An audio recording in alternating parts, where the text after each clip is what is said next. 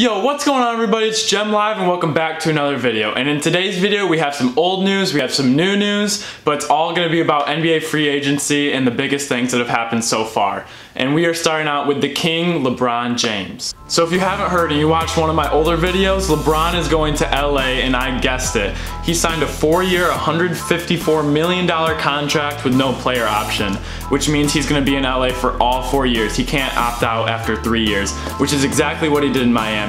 And don't get me wrong, I love this. I love LeBron in LA, but I am just super confused on what they're doing. So they picked up Rajon Rondo, which doesn't make any sense because they already have Lonzo Ball and Rondo is just a shorter, worse shooting Lonzo. They picked up Lance Stevenson and JaVale McGee, who are both heavily defensive-minded players. They aren't elite three-point shooters. And LeBron James, when he picked up his 2 rings in Miami, his key was he had another all-star with him, and he had elite three-point shooters. Because with LeBron's game, he's just gonna put his head down, get to the basket, either make the shot or kick it out to someone to hit a 3. And he's the best three-point shooter on the team. So I don't know what they're doing. And recently, LeBron came out with a quote and saying you can't fall into the Warriors trap, and what that means is like trying to beat the Warriors by playing their own game just isn't gonna work. And so I'm not saying they're wrong by doing this, because Magic Johnson and LeBron James talking together, they're 2 great basketball minds. I'm not gonna say they're wrong, but I'm just very confused on what they're trying to do. Because, and now looking at this, now with LeBron's situation, I'm starting to think that the 76ers would have been a better fit for him. I always thought it wasn't, but if you're gonna go with a point guard like Rondo and Lonzo, Ben Simmons is a 6'10 version that's better, and he'd go and get paired up with Joel Embiid, who's arguably the best center in the league. And he has people like JJ Redick, Dario Saric, Robert Covington, who are all elite three-point shooters.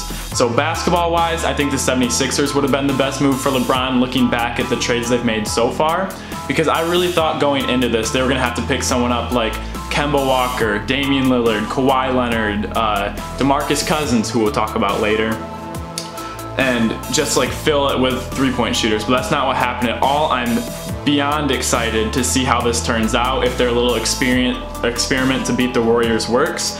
But yep, that's the news for LeBron James, and I'm very excited to see him in LA. Okay, moving on to the other big news that everyone is talking about. The Warriors signed DeMarcus Cousins for a 1-year, $5 million contract. And everyone's freaking out. Everyone's saying, the league's ruined, he ruined the NBA, no one's gonna watch, it's not gonna be fair. And I'm saying it's not as big of a deal as everyone's saying it is, and here's why. So next year, the Warriors, the max they'll be able to sign him for is $7 million. And after this year, DeMarcus Cousins isn't gonna take that. He's using this year to rebuild himself. He's coming off an injury. He's gonna take a pay cut anyways.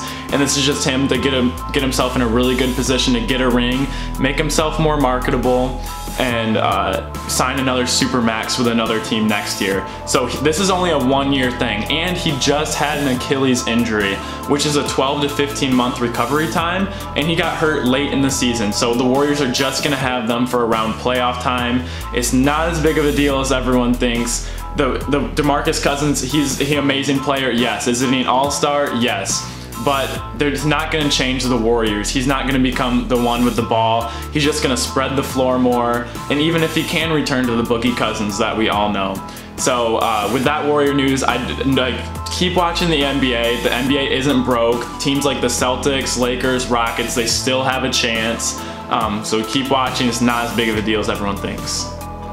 So those were really the 2 stories I want to dig deep into and really talk about, but just a couple more things on the side that are quick. My team, the Pistons, we signed Zaza Pachulia. I don't know what they're doing. I don't know why we would do this. The Pistons are in a horrible place. They're like 7th, 8th, 9th seed in the East. They're not getting any good draft picks. They're not a marketable team like the Lakers or Knicks to trade. And I don't know why they would sign Zaza, just unless they want like the bad boy vibe back. I really don't understand it.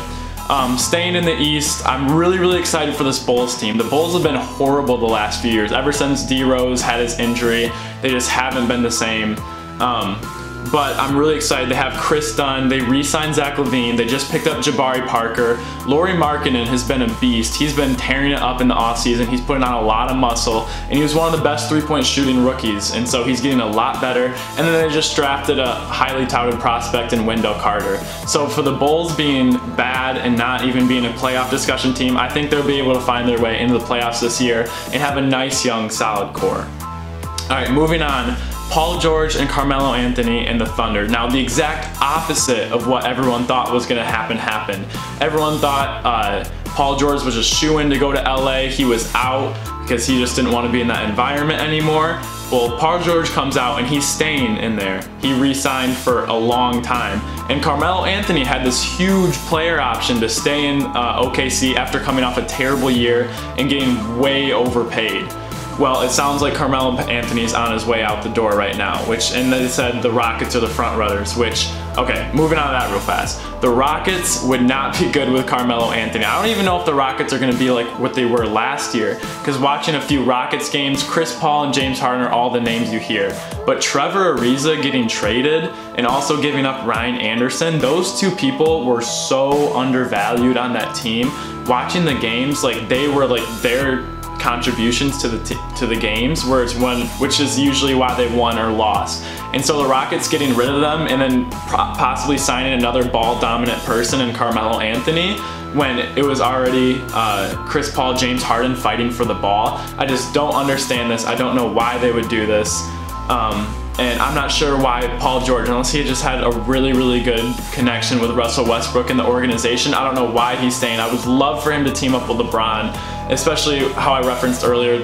The Lakers need another all-star. They're not gonna compete with the Warriors with the team they have now. They need another all-star. I don't know if they're waiting till next season to pick up Kawhi or another free agent that's coming out next year. I have no idea what they're planning to do. And the last team I want to talk about that I think really had a good offseason is the Denver Nuggets. They're a team that missed the NBA playoffs by 1 game, and I think they could really make some noise this year. They were missing their best player in Paul Millsap over half the season, and so with Paul Millsap, they're probably in the playoffs. But let me just read off their roster. They re-signed Jokic. They have Jamal Murray, Will Barton, Gary Harris. They have a healthy Paul Millsap. And you guys know how I feel about Michael Porter Jr. I think they won the draft with him. He has superstar potential all over. And so for being like a quiet kind of like 9th seed in the Western Conference from last year, I really think the Denver Nuggets after this offseason can really make some noise.